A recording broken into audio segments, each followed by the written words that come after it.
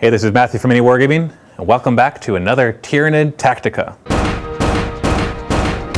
We work so you can play Tyranid Tactica. Today we are going to cover the Elites section of the Tyranids codex. So let's take a look at all the different elite options that you do have. The Elite section in the Tyranid codex is probably the most versatile, the one that you have the most options that are actually useful in the game. However, that's also a problem, because you're only allowed 3 elite slots, or 3 elite choices in your army. It can be quite difficult to choose which ones you're going to bring. Really what it comes down to is the list that you are playing against. But first, let's just go through all the different options that you really do have, that I have had experience with. Right here we have a group of Yumgarl Gene Stealers. I'm really not sure how you're supposed to pronounce that when there are 3 consonants in a row, Y-M-G. So I just call them Yumgarl Gene Stealers, or Yumgarl, whatever. Maybe you're supposed to say it gutturally or something like Yumgarl Gene Stealers. Either way, these poor unfortunate souls and their fluff were left on the worlds that were taken over by the Tyranids because they're a little too chaotic in the way that they morph. Their genes are too unstable, so the Tyranid hive doesn't want to envelop them back in. And so whenever the Tyranid hive leaves the world that's been stripped down, usually these guys are left on there and they go dormant inside different terrain features. And then they try to make their way into the path of another hive fleet, and they stay dormant in those terrain features until the hive fleet arrives, and in hopes that, of course, that they get enveloped in a hive fleet, which they often don't. And so they have a nice special rule which allows you to choose an area terrain piece, and if there's no area terrain, then you kind of just choose a terrain piece. You have to kind of agree with your opponent what can count as that.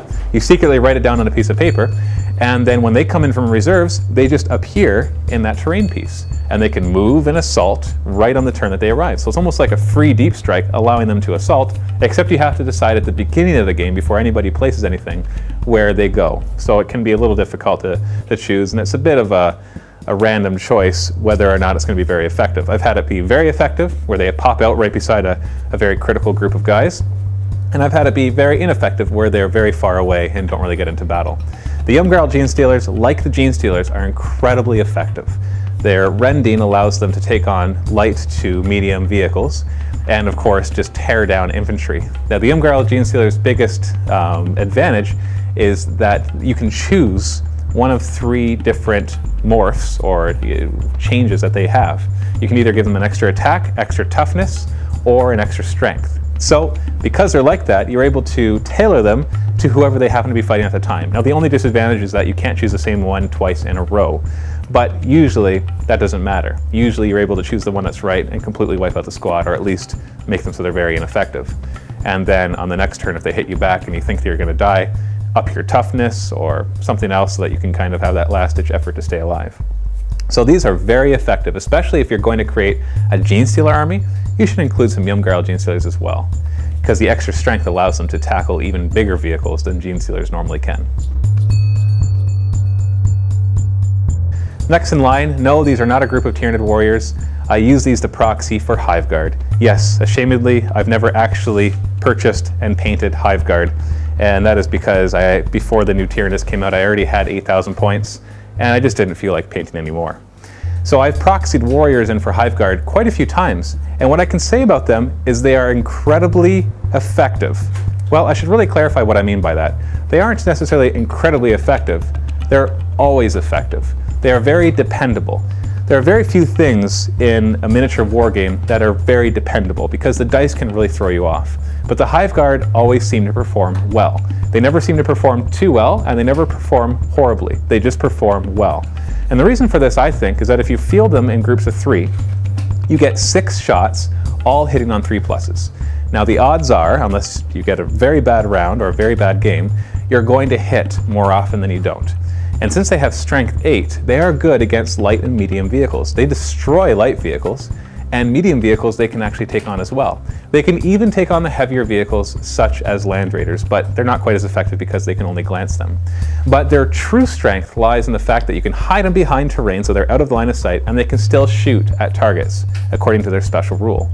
And they ignore cover most of the time, unless the enemy happens to be right behind the cover in between you and well, in between them and the Hive Guard. So more often than not, they negate cover saves as it's coming from the sky, and they're very good at taking out light and medium vehicles, and can even help to glance some heavier vehicles. Moving on, we have our Lichtors. Now, I don't actually like Lichtors. I've used them. I haven't figured out how to use them effectively. So my advice, if I were to tell you which units to get and not to get, would be to avoid Lichtors, and that includes their character, the Death Leaper. Now, they are fun to play with, so if you're just playing a fun game, they do have a really neat fluff where they just appear out of nowhere, they can disappear, and they can do all sorts of fun stuff, and they're very strong. They're strength 6 with their rending, so they can take on heavy vehicles, even land raiders, if you get them in base to contact with them. Because when you have strength 6 rending, you can get up to 15 if you really need to against armor.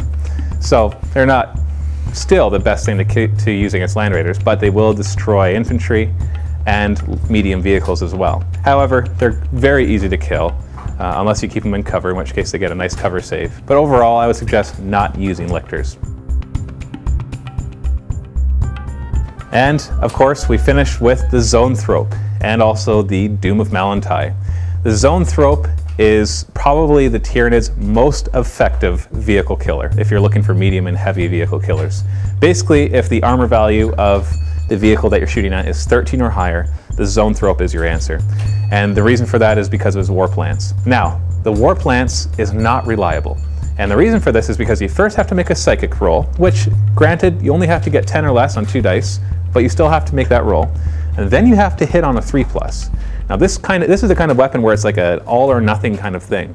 So if you don't hit, you don't do anything. And if you hit, you're most likely going to destroy it. And so a 3+ is not reliable when it's like that. It's not like the Hive Guard where you've got 6 shots at 3+, and so most likely 3 or 4 of them are going to hit.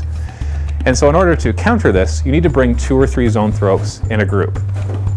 In that way they can have a better chance. I've had games where they've done nothing, and I've had games where they've destroyed vehicle after vehicle after vehicle. And so after you've made your psychic roll and after you've made your 3+ roll to see if you hit, you still have to roll for armor penetration. Now this is where you have a huge advantage, and that is a Warp Lance. And that Lance brings any armor value higher than 12 down to 12, and it also counts as AP1, which means you get a +1 on the table, the vehicle damage table. So you have a better chance when you're at strength 10 and at maximum armor value 12 of at least glancing, and then you get a +1 on the vehicle damage table. Still, there's a lot of rolls there. There's 4 rolls you have to make in order to be able to destroy the vehicle. And so you really add up those odds and it takes it down one after another. If you're going to bring in Zoanthropes, I find them most effective in a mycetic spore pod. And that way, they don't get shot down at a distance because their Warp Lance is very short range. And what you can do is you can drop them behind enemy lines and take out a land raider or 2, and then of course they will die. Even with their 3+ invulnerable save, which does keep them alive, they are not immune to instant death, and they're really not that hard to kill. However, the character version of the Zoanthrope, the Doom of Malantai, has to be my favorite Tyranid unit ever. And that is because he is incredibly effective. Almost too effective. It almost seems like his points cost isn't balanced. And that kind of makes up for the fact that other points are too expensive in the Tyranid Codex. You bring in a Doom of Malantai, which you can only bring 1 of. You definitely bring him in a Spore Pod, and you drop him in the middle of as many infantry units as you can. The reason you want to bring him in a Spore Pod is twofold. 1, because a lot of lists these days are mechanized, and he can't affect guys that are inside vehicles, which is baloney, of course, but what are you going to do? The second reason is that you want him to drop in the middle of a group rather than trying to get up to a group. So if there's a group of infantry like this, you want him to land right in the middle. Whereas if he's walking up to them, he's only ever going to get the outside ones in his range. Basically, in every shooting phase, including your enemies, any unit within 6 inches of him, at the beginning of the shooting phase, before shooting, before running, before anything, have to make a leadership test on 3 dice. It doesn't matter if you're fearless or not. If you fail that leadership, they lose, or they take a wound for every point that they fail that leadership by. Now, when the average leadership in the game is 8, you're rolling 3 dice, which averages 10 or 11, and sometimes you can roll a lot higher than that. You can also roll a lot less, but on average, you're going to be killing those guys. Now, the real effective thing is anybody that dies because of the Doom of Malantai, any of his abilities, including his attacks, he gets extra wounds, and whatever number of wounds he has is also his strength. And so he gets very difficult to kill. Now, his great weakness is he's not immune to instant death. And so 1 strength 8 or higher weapon in there that gets past his 3+ invulnerable save, and he's dead. However, in every single game I've played him in, he lands, he kills a bunch of guys, and then he soaks up a ton of firepower. And if he doesn't soak up a ton of firepower, he continues to kill a lot of guys.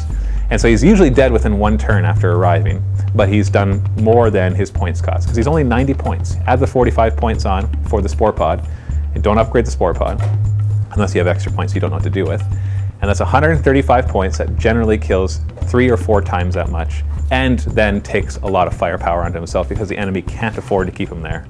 Because you can use him to disrupt heavy weapon lines. So if there's a squad of heavy weapon guys, you drop them there and they have 2 choices. One, move and don't shoot, or stay put, and then of course wreak the havoc of him sucking their brains out and their souls and getting more wounds for himself. And then maybe whatever's left can shoot back. So by far, I would almost always bring a Doom of Malatai in. The only reason I don't always bring them in is because I like to have some variety in the games that I play.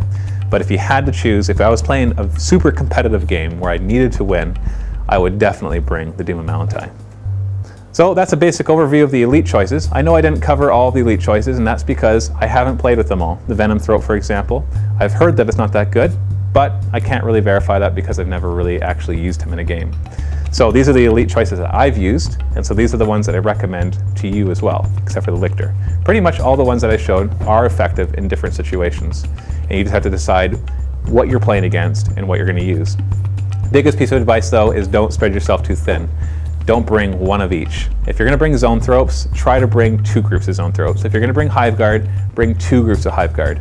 The Yumgarl Gene Stealers you don't necessarily need more than 1 of, because they can have a large group. I think they can have up to 8.